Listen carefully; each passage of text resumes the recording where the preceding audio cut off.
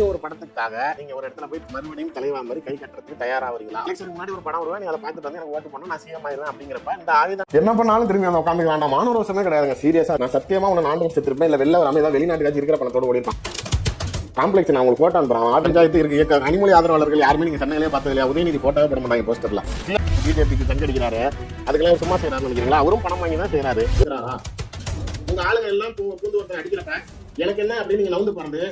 நியாயமா இந்த இடத்துல இறங்கி நின்று என்னன்னு பாத்துக்கணும். எல்லாத்தையும் வித்தாச்சு, பணம் இல்ல, இவ்வளவு கஷ்டப்படுறேன்னு சொல்லி நாய்க்குட்டி வச்சிருக்காங்க தெரியுமா? சீரியஸா சொல்றோம், ஒரு நாயோட 60 லட்சம் ரூபாய் நாயெல்லாம் வச்சிருக்காங்க. பனி பிரதேசத்துல மட்டும்தான் உயிர் வாழும். ஒரு குடும்பத்துல ஒரு லேடிஸ் அந்த பிள்ளைகளையும் காப்பாத்திட்டு தொண்டர்களையும் காப்பாத்திட்டு கட்சியும் காப்பாத்தி எவ்வளவு பணம் 50,000 கொடுத்து அந்நியாரி கோயில கொடுத்து செக் வாங்கிட்டு போய் அவனை பீஸ் கட்டி படிக்க வச்சு அவன் நல்ல நிலைமைக்கு வந்து இப்ப அப்படி மாறிடுக்கு அடிபட்டு அவ்வளவு பேச்சு பேசுனீங்க. இல்லாத போய் என்னென்ன பேசுறமா எல்லாம் பேசுறோம். உங்களுக்கு மனசாட்சியே இல்லையா?